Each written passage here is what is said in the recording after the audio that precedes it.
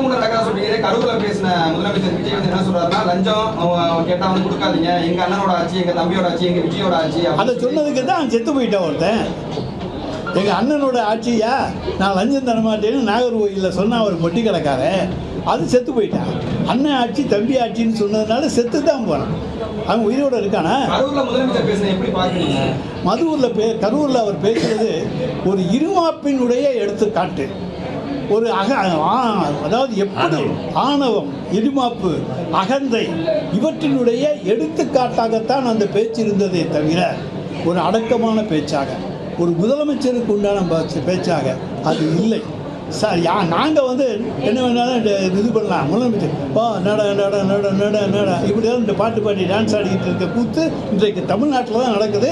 அதை பார்த்து மற்ற மாநிலங்கள் இன்றைக்கு கிண்டல் செய்கின்றன. நம்மை பார்த்து மற்றவர்கள் கேலி செய்யக்கூடிய மாநிலமாக தமிழகத்தை உருவாக்கி இருக்கிற பெருமைக்குரிய அரசு தான். அமைச்சர்கள் வந்து வெளிநாட்டுக்கு பயணம் செஞ்சிருக்காங்க. அவங்க வந்து மத்திய அரசுக்கு பர்மிஷன் வாங்காமையே பண்ணியிருக்காங்க. மத்திய அரசு நோட்டீஸ் வாங்கியிருக்கு. அதை நம்ம எப்படி பார்க்கலாம்? அது மத்திய உள்துறையினுடைய பொறுப்பு, அவங்க பார்த்துக்குவாங்க.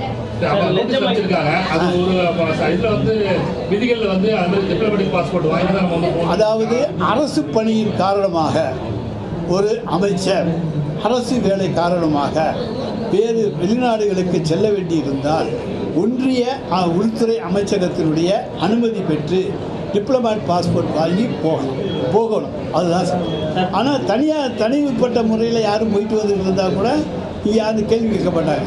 ஆனால் அங்கே அவங்க 2 பேரும் அரசு பணி நிமித்தமாக போயிருப்பதால் டிப்ளமேட் பாஸ்போர்ட் பெற்று அவர்கள் சென்றிருக்க வேண்டும்.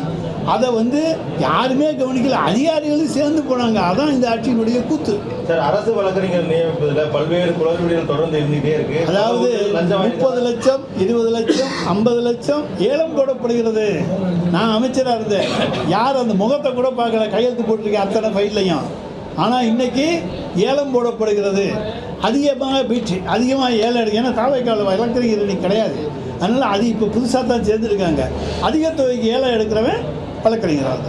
அவனுடைய பின்னணியை பற்றியெல்லாம் அவங்க பார்க்கலாம்.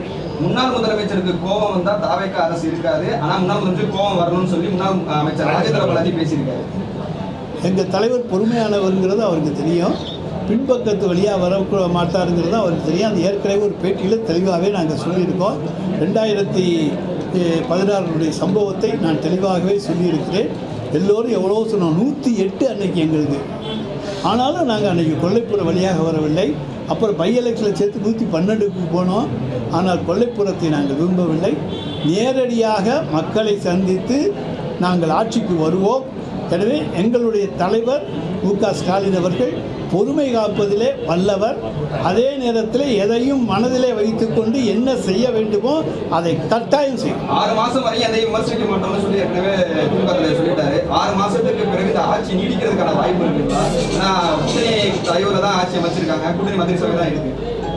அதாவது இன்றைக்கு கூட்டணி தலைவர் இன்னைக்கு ஒன்று பேசுவாங்க, நாளைக்கு ஒன்று பேசுவாங்க, ஆட்சியில் இருக்கிற போது ஒன்று பேசுவாங்க, வெளியே வர்றதுக்காக ஒன்று பேசுவாங்க, வெளியே வர்றதுக்காக ஒன்று பேசுவாங்க, வெளியே வந்த பிறகு ஒன்று பேசுவாங்க. எனவே அந்த பேச்சுக்களை எல்லாம் நாங்கள் பொருட்படுத்துகிறோம்.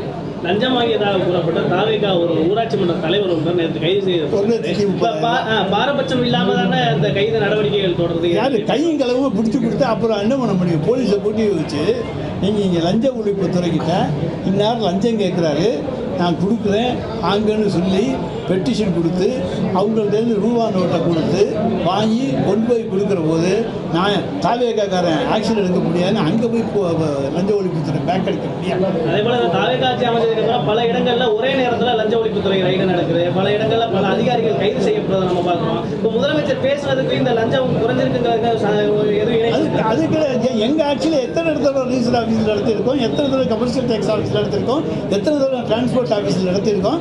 எல்லா ஆட்சியிலும் லஞ்ச ஒழிப்புத்துறை நடவடிக்கை எடுப்பது, அங்கே போய் பரிசோதனை செய்வது, ஆய்வு செய்வது இதெல்லாம் வழக்கமான ஒன்று தான். அதில் தான் இதுவும்.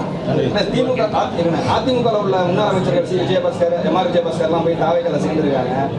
அந்த எப்படி பார்க்குறீங்க? நான் தான் ஏற்கனவே சொல்லிட்டேன். திருப்பி சொல்லி அவங்க கோபத்தை கலராது.